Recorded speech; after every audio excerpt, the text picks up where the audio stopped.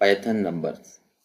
आज की क्लास में हम पाइथन नंबर्स के बारे में जानेंगे कि हमारे पास पाइथन नंबर्स क्या होते हैं और इनमें कौन कौन सी डेटा टाइप इंक्लूड होती हैं।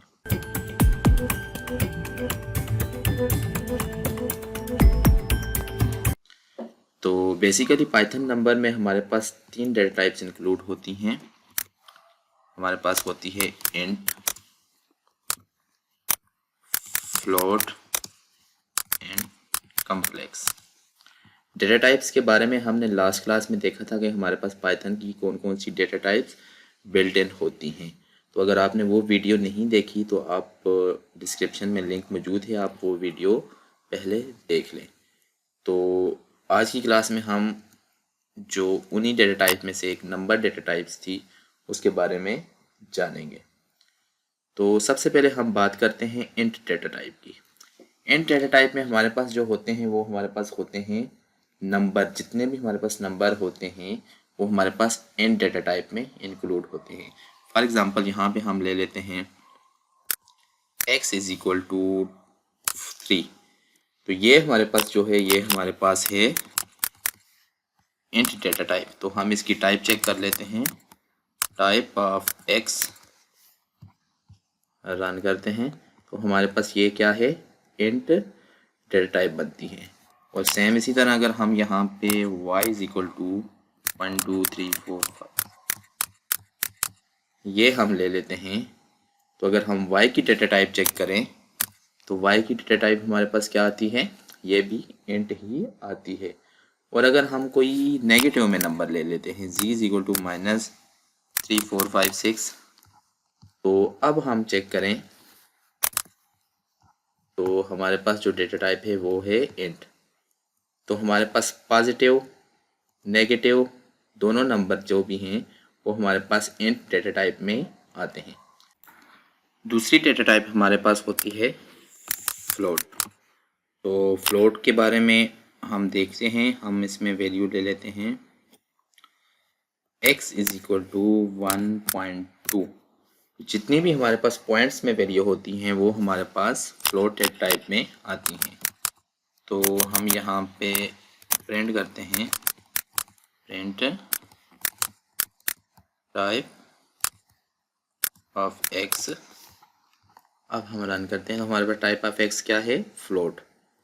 सेम इसी तरह इसमें भी हमारे पास पॉजिटिव एंड नेगेटिव नंबर हमारे पास इंक्लूड होते हैं। हम नेगेटिव नंबर इंक्लूड करके चेक करते हैं तो हमारे पास y की डेटा टाइप क्या आती है, वो भी हमारे पास फ्लोट है। अब हमारे पास थर्ड जो डेटा टाइप है वो है कॉम्प्लेक्स। तो कॉम्प्लेक्स में हमारे पास कौन से नंबर आते हैं। फॉर एग्जांपल हमारे पास कोई ऐसा नंबर है जैसे 8 9 J। तो ये हमारे पास जो नंबर होगा इसको हम चेक करते हैं प्रिंट टाइप ऑफ x। ये हमारे पास क्या है, कॉम्प्लेक्स डेटा टाइप। जितने भी हमारे पास इमेजिनरी 7 डिजिट्स होते हैं वो हमारे पास किस में आते हैं, वो हमारे पास कॉम्प्लेक्स डेटा टाइप्स में आते हैं। इसके बाद हम देखते हैं टाइप कन्वर्जन। तो हमारे पास हम क्या करते हैं, इंट को फ्लोट में, फ्लोट को इंट में कन्वर्ट कर सकते हैं। लेकिन जो हमारे पास कॉम्प्लेक्स डेटा टाइप है उसको हम किसी और नंबर की जो टाइप से उसमें कन्वर्ट नहीं कर सकते।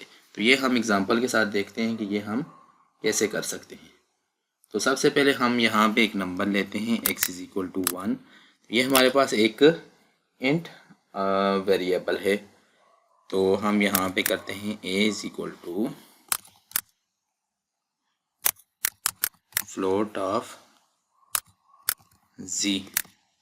तो अब अगर हम प्रिंट करें प्रिंट ऑफ a, ये हमारे पास क्या होगा, ये हमारे पास फ्लोट में वैल्यू दे देगा। और अगर हम इसकी टाइप चेक करें